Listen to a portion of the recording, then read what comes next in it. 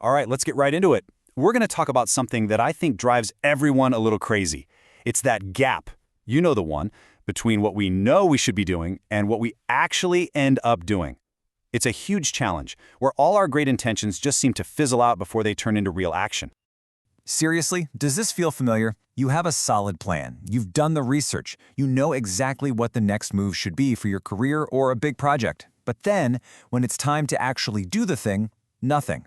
The engine stalls.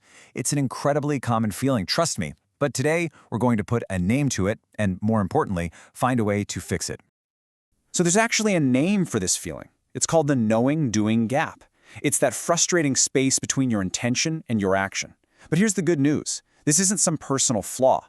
It's a real, understood thing, and there are proven, structured ways to build a bridge right over it. So how do we start building that bridge? Well, the very first step, and honestly the most important one, is to completely change how we set our goals.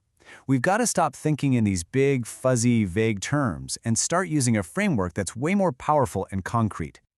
And that framework is SMART goals. You've probably heard of it, but it is so crucial for closing that knowing-doing gap. It forces you to get crystal clear. Instead of a wish, you create an actual target. Your goal has to be specific, meaningful, achievable, relevant, and, this is key, time-bound. This precision is what gives you real accountability.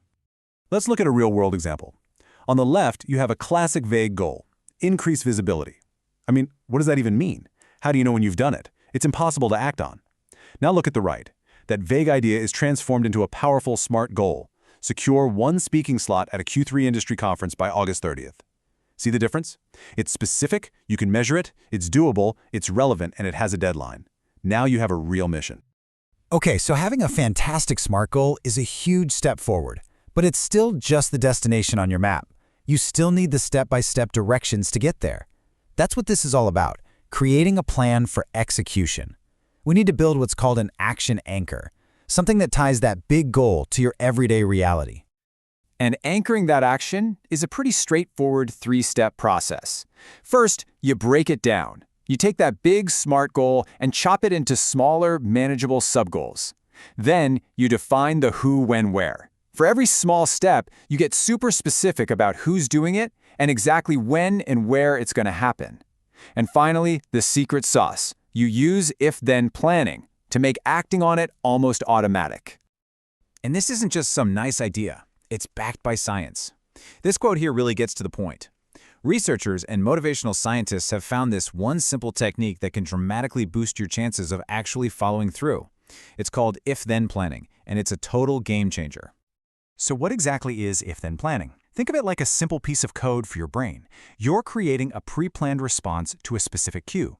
You just structure your plan in this format. If X happens, then I will do Y. The if part is the trigger, and the then part is the action that automatically follows. It basically creates a neurological shortcut that bypasses procrastination and the need for tons of willpower. Here's what that looks like in practice. If it is Friday morning, that's your specific trigger. The condition is met. Then, I will send my progress summary to my supervisor by noon. That's your automatic action. There's no room for debate. You don't have to think about it or decide if you feel like it. The trigger happens, the action follows. It's clean, simple, and ridiculously effective. Okay, let's tie all of these pieces together. We're going to see how this whole process works from start to finish, taking a fuzzy idea and turning it into a concrete, scheduled action that actually gets done. Here's the whole journey laid out. You start with that big, abstract goal: I want to be more visible. We know that's not actionable, so you transform it into a SMART goal. I will secure a Q3 conference speaking slot. Much better. But how do you start? That's where the if-then plan comes in. You create a plan for the very first step. If it is Monday at 9 a.m., then I will research 3 conferences to apply to. Boom. Just like that, it's not a vague wish anymore. It's an appointment in your calendar. So, let's recap the big ideas here. We started by putting a name to our enemy, the knowing-doing gap.